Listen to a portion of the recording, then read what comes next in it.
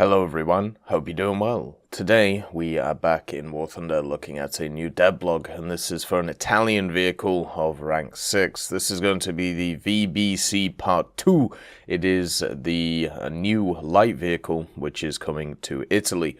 Now, Italy has had a ton of light vehicles added to it over the last year or so.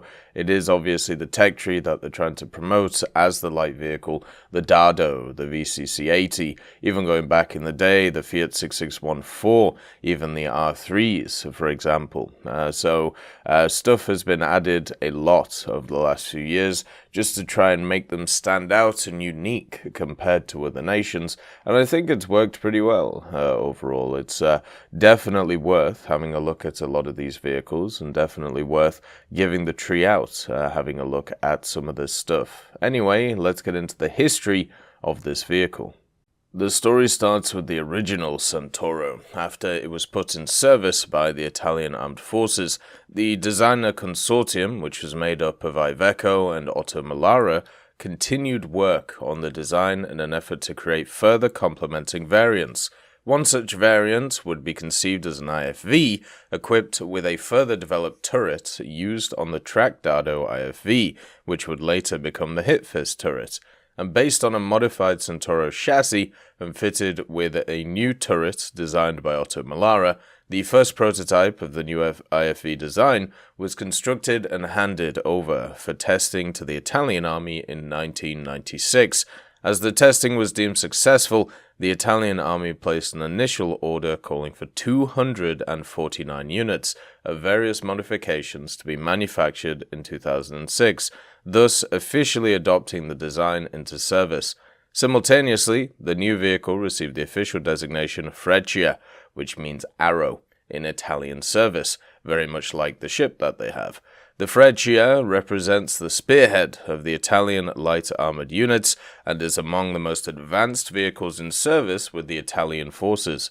Outside of the military exercises, the Freccia was not taken part in any active combat operations, and Italy remains its sole operator as of the present day.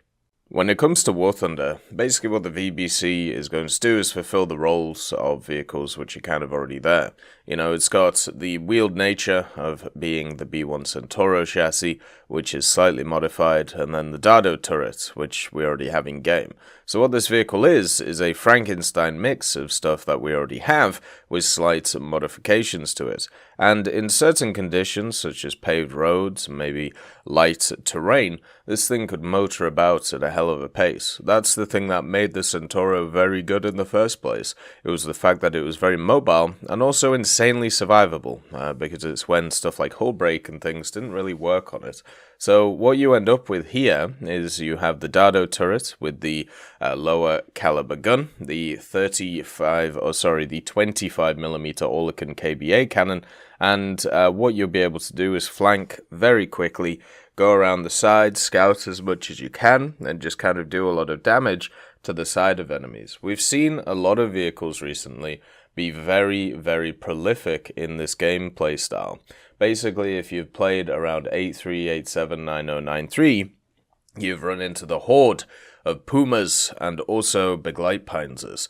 And what you will have found is that especially Pumas are incredibly quick to get going when it comes to some maps. They are very fast and also very, very quiet compared to a lot of other vehicles. So what ends up happening is they get to positions very quickly, and they're able to kind of assert dominance on the map, take map control, and then their team, kind of rolls over because they know where the enemy team is. That's pretty much what happens every time you see like a match full of Pumas, which is why it's gone up from 8.3 to 9.3 as quickly as it has. It's just very quick and establishes map control very, very nicely. Now, this vehicle could do the same, as long as it's not on certain conditions like snow and also heavy mud. This machine could easily get to areas and be able to scout, be able to use that 25 with its APF SDS very effectively, and also establish some map control. It is quite big and with a lot less survivability compared to some of the other vehicles which are around the place.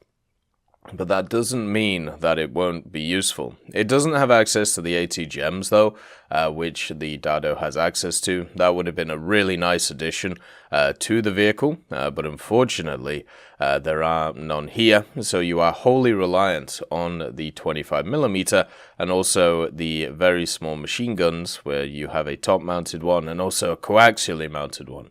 You do get smokes to be able to reposition, which is always nice on the vehicle, so you can make it run around. And also at the same time, there seems to be a huge focus on Italy when it comes to these lighter vehicles, especially at higher ranks. You know, you got the VCC 80, you got the Dado, you got a few others which are up there, the CL13, which was added more recently to the list, and also many others which are around. So hopefully, with more of them coming in, Italy can kind of get its own uniqueness, because it's very obvious that their MBTs cannot hold up, right? Their MBTs are in a bit of a rough state. The Ariete PSO and the Ariete do not stack up towards other nations.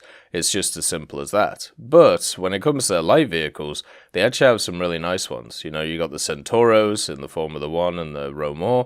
Those are really fun vehicles, especially after the changes to the Centauro. The C13T90 has that 90mm cockerel, which doesn't do a ton of damage, but does enough most of the time. The Orbital as well. Then you've got the VCC 8060, the VCC 8030, you got the Dado, you got the Centauro 120, which is probably one of the best light tanks at the highest tiers. I think the CV90 120 is probably better though, just slightly. So yeah, it's generally a pretty nice vehicle setup in general.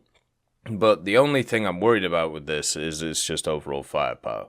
The 25mm is good from a flank, it's good for hunting weak spots, but the problem is you have a lot of vehicles which have way more armor with this thing, and also have, you know, the general aggressive guns, so rapid fire guns as well. Also with stuff like the BMP-2M getting APF SDS now, and also the Puma being moved up and the Baglet being moved up, the Centauro, it will just be whoever sees who first, and then whoever sees who first will win. We're going into what seems to be a 909, the 9010 like light tank meta, because of how many rapid fire autocannons have been added to the game right now. And I think it's just going to get kind of crazier. If you're in an MBT and you screw up that first shot, you're going to have a real issue against a lot of these vehicles. So, because they'll just knock out your gun, and then they'll just go around, and then just, you know, pop in the side.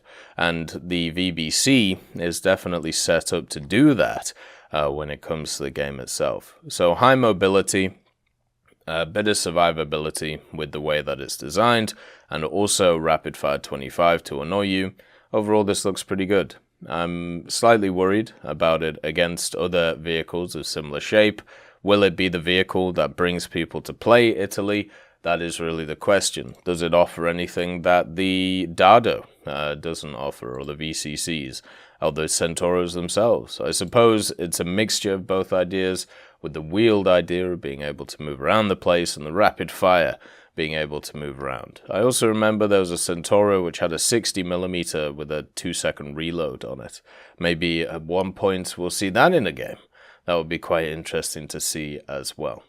As always, I hope you have a wonderful day, and I'll see you next time. I'd just like to thank Merciless Reaper, Jerry Provolt, Mega Dino King, Professor X1718, Orange Tail, Sakoshi Tiger, Teddy, John Ryman, Universe, Eugens Terry, Ambrosius McClellan, Daniel Stanton, Martinez, Moxie, B. Young, and Derek R., Barine, Lafouche, and Samuel Slick for supporting the channel.